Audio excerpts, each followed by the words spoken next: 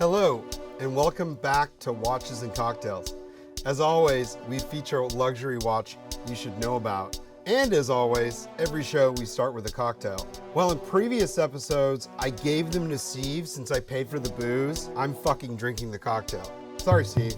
David, you quit drinking, so you're a quitter. Anyway, on to the cocktail.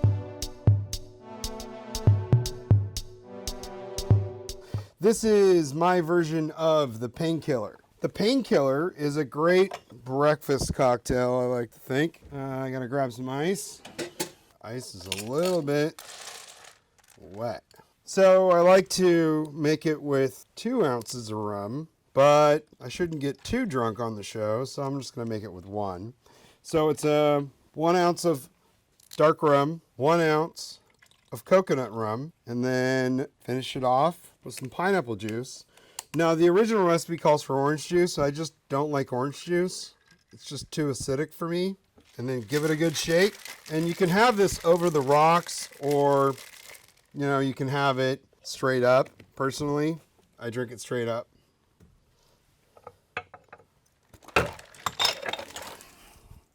Cut. Hello, welcome back to Watches and Cocktails. Yeah, I just spilled the last drink on myself, so we're gonna start over. All right, instead of making a Painkiller, we're gonna make a Rusty Nail. Rusty Nail is great because it's a super simple cocktail. Put some ice in a glass, a little more than that. About 1 ounce of Drambuie.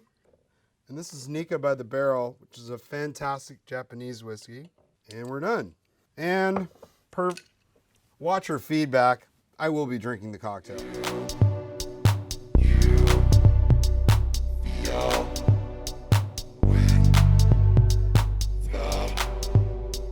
Today, we have 2 amazing watches that are legendary in their own rights. An Omega 2021 Seamaster Diver 300M Master Chronometer and the Halios Fairwind Blue Dial.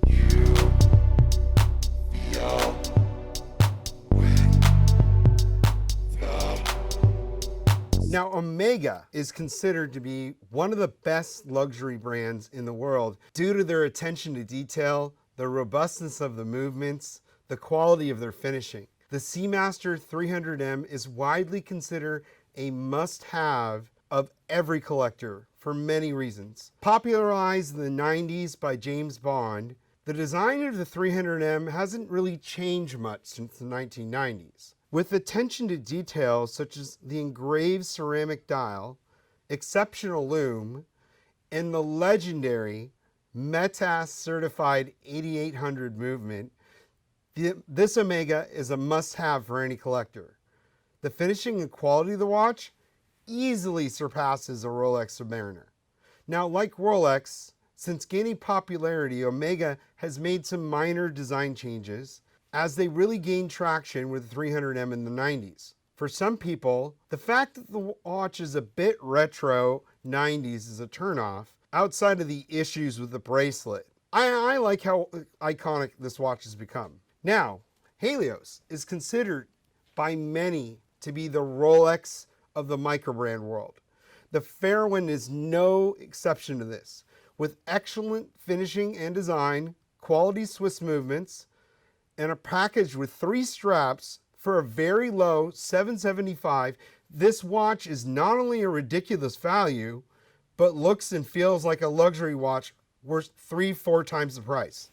The case and the finishing and the bracelet, every watch-loving person puts it up there with Omega quality. In my opinion, the bracelet is actually better than the Omega. Halios are notoriously hard to acquire and often trade well above retail for used pieces. So we feel pretty fortunate to be able to purchase this one at retail. With its sapphire bezel, an elegant dial design, as well as a great bracelet, I see why Halios is the top of the microbrand game. Now, Halios could be a brand shipping 10 to 20,000 units a year, but the owner, Jason, clearly likes having a lot of angry people who can't buy his watch. This video will come off like a love letter to Jason because, man, in the micro brand game, you are the greatest of all time to me. Seriously, bro, email me back. We would make great friends, and I'm just down here in Seattle. Now, moving on to the technical specs. The Omega 300M technical specs. Oh, sip of a drink. Omega's 300M makes the Submariner look like a kid's toy for half the price. The bezel. It's an aluminum bezel with ceramic inserts. The bezel feels like a luxury watch should, rotating one direction and a loomed indicator at the 12 o'clock positions. Now, swapping straps does not require spring bar pliers. The single-sided tool works fine underneath the strap as there a location for the tool. I have 2 sets of straps for this, including the rubber straps, and I was easily able to swap them out. It'd be pretty cool if Omega got with the program the other brands have gotten and figure out a quick swapping system. The measurements: 42 millimeters diameter, 41 millimeter case, 50 millimeters lug to lug, and 42 millimeter bezel, 50 millimeter lug to lug. So it's extremely wearable, 20 millimeter wide lugs, and 13.8 millimeters thick, so it's not too tall. Fits my wrist perfectly at 7.5 inches in diameter. It's really a 41 millimeter watch, but the crown adds an additional millimeter. It's made of steel, case and bracelet 316L, alternating brushed and polished case with alternating high polish and brushed links with ceramic inserts on the bezel. Now the bracelet is, again, 316L steel and has really easy to remove links due to them being single-sided. With a proper toolkit, you can size this watch yourself. Now I'm not sure quite why they haven't resorted the same bracelet style for 30 years with no tapering and sharp edges, but apparently they must think it's iconic or something. Seriously, Omega, fix your fucking bracelet. The clasp is impressive with a push button micro adjust. Very simple. You simply push down the button and you can increase or decrease the diameter of the bracelet by 2 millimeters. It's not 2 millimeters, about a half an inch. The rubber strap has a standard clasp. The water resistance, 300 meters or 1,000 feet. 1,000 feet of diving distance, which, you know, makes it really ideal for swimming and snorkeling or even diving.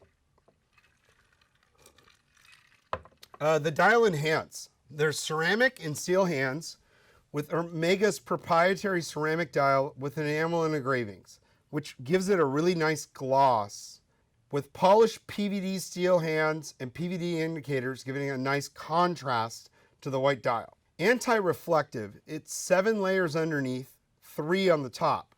Now, 7 layers of anti-reflective is what all luxury brands should do. They choose to make it more luxurious for readability by adding 3 layers at the top. So I would be really careful about scratching the dial. It has a sapphire case back, and I'm not sure if you can see this on camera. It's really well built, screw down crown with 3 positions. First position is wind, second position is date, and third position is time set. Really solid play so you can easily navigate between positions. Now the movement is a METAS certified Omega caliber 8800 55-hour power reserve. It's a self-winding movement with coaxial escapement, certified master chronometer, approved by METAS, and resistant to 15,000 Gauss. The free sprung balance and balance spring, automatic winding in both directions. It's got a rhodium plated finish with Geneva waves and airways. The winding is hand wind and automatic. Automatic winding with a bi-directional rotor system. Wear for a day and it'll fully charge the reserve or wind it 50 times for 55 hours. Now the lume, while not as strong as the Tudor Pelagos, the lovely blue Superluminova shines bright with the deft touch of a green hand. Moving on to the Halios. The Halios Fairwind tech specs. For $775, you really can't expect a high-end movement. However, it's impressive what they pack in this package for the money. The Halios Fairwind tech specs are solid for the money and really surpass anything at this price point. The dimensions. It has 39 millimeters diameter, which is fine. 48 millimeters lug to lug, so it's got longer lugs. 20 millimeter lug width, and it's only 12.8 millimeters height. So this movement is a Sellita SW200, or this one actually came with an ETA 2892. It's hand regulated, and this model is the same thing as the Sellita SW200 family. It performs really well, and when it was tested on the timographer in 4 positions, it was +4, -4. 38 hours of power reserve, which isn't the best. Jason, Why don't you get an MSC 100 in your watches? 83 hours, power reserve, cost, miter rotor, insane finishing, real expensive, but you know what? You don't need to sell a $700 watch. You're making multiple $1,000 watches. Come on, man. The bracelet and clasp. This bracelet and clasp is better than Rolex's Oyster bracelet. Combining brushed and polished links with a gradual taper of 3 millimeters from end to end, ending with the most compelling and innovative micro adjust clasp. Just push the Halios button and adjust 3 whole links. I'm pushing it and it's not adjusting. Well, that's okay. Anyway, Jason, just so you know, I'm straight jacking your design for our GMT bracelet and micro adjust with some minor improvements and changes. No, really. The watch is made of steel. It's brushed and polished steel for a very nice look with 316L. The 39 millimeter width doesn't feel small due to the long tapering lugs. Still, a 41 millimeter version of this would be fire. Now, the dial, I believe, is ceramic with applied steel indicators. The straps. Again, excellent steel strap with the great micro adjust. And it also comes with 2 leather straps of high quality. The water resistance is 200 meters or 600 feet. You know, it's decent water resistance. You can take it swimming or snorkeling, or you can even go diving. The case back is a steel case back with a Halios engraving. The loom. After making watches for 10 years, it's clear that Jason figured out the formula to make a luxury watch brand level of loom. It's pretty perfect. When you see it under the loom, you are going to be very impressed. Now, moving on. How does this watch make me feel? Now, on the Omega, I love this watch for its heritage and quality. It's no surprise that Omega is by far my favorite brand. This watch makes me feel like I appreciate quality, but I don't really care about the flash. I will admit the ties to James Bond makes me think of the fact in my early years I coveted this watch extremely due to watching Pierce Brosnan wear it in the movies. Now, owning several of these watches, I would definitely call myself an Omega fanboy. This watch doesn't get noticed by many, which makes me happy. The iconic nature of this watch makes me proud to own it. The finishing of the dial and the bracelet for the Halios, I would say if they threw in a Sellita SW320, I would pay $3,000 for this watch and not flinch. It beats Tudor in finishing, and is compared to Omega quality, and the bracelet is better than Rolex's bracelet.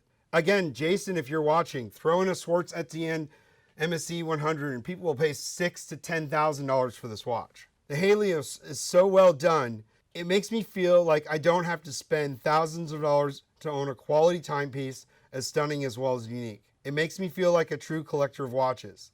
I do get a bit frustrated from Jason from Halios, won't invest more money in inventory and make the watches more accessible, and have been waitlisted several times for these watches. Jason, if you're watching, email me back. I know some serious investors who will help grow you to Monta, excuse me, or Christopher Ward size. Won't ever happen, but hey, it's your business, buddy.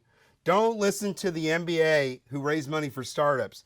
We don't know what we're talking about. Bootstrap your way and stay a micro brand forever. Jason, seriously, I know guys will give you millions of dollars for like 10 to 15% of your company. Contact me. Or do you like pissing off everyone? Is this watch a good investment? I say this every episode. Watches are not investment vehicles.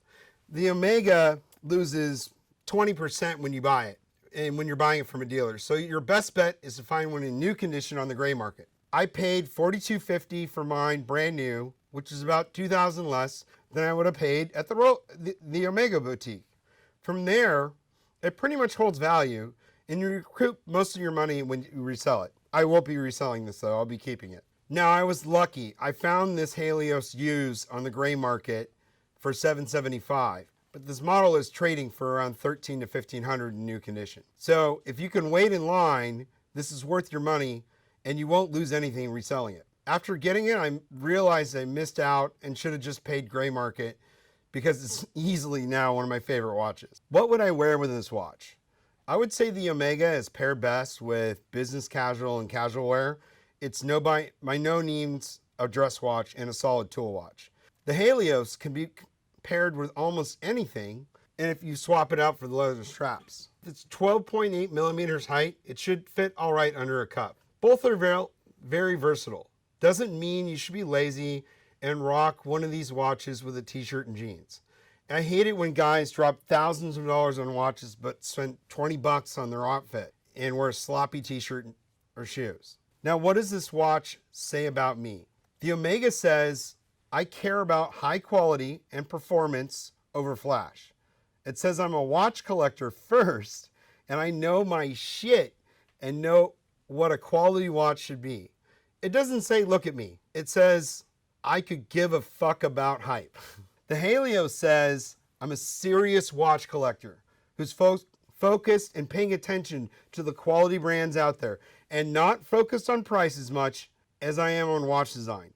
It confirms with other collectors I know about the watch game. Watches should make you happy. Don't buy them to impress people. Now, moving on to the watch flaws. Now, the Omega is easily one of my favorite watches ever made, and the two flaws I can think of would be a longer power reserve and some major issues with the bracelet. I wish the bracelet wasn't 20 millimeters all the way to the clasp with some tapering. It's also incredibly sharp on the edges, which is why I prefer the rubber strap. They haven't changed the design of the bracelet outside of the clasp in 30 years, and I think they believe it's iconic, so it has to stay that way for some reason, but it's by far the biggest mentioned complaint by pretty much anyone who's serious about watches. Omega, do you hear them? The Halios' one big flaw, in my opinion, is the lack of funding they must have because they can't produce what they have demand for, which is, in my opinion, a really dumb business practice. Second to that, I would love to see a higher end movement at a higher price point, design and finishing. This watch is easily a 3K watch. It just needs a higher end movement. Is this watch a flex? No and no. If you want to buy a watch or any item to flex your wealth or status, be aware that it only attracts the wrong people. Flip or keep. You can't flip the Omega for a profit, so there's no real value in that. The Halios trades double its value in certain colorways, but really $500 to $600 profit, having to wait a year to get a watch, it really isn't a good use of your money. Would I buy this watch? Yes, I bought both of these watches, and I would buy them again, even considering buying a different colorway of the Omega. Finally, giveaway. Every video review, we do a great giveaway. So again, if this video reaches 20,000 views, which it won't, I'll be giving away this Halios. So once it reaches that, if you comment, subscribe, and join our Facebook group, you may have a chance of winning. Thank you for watching. Thanks to David, our producer, Steve, for making the show happen. The show is not sponsored. The show is sponsored by us. So if you're looking for any watch and you want someone to buy from that actually knows where to buy watches and gets dealer pricing, and you want to make sure that your transaction is safe, hit us up. We can find what you need. Thanks so much. Cheers.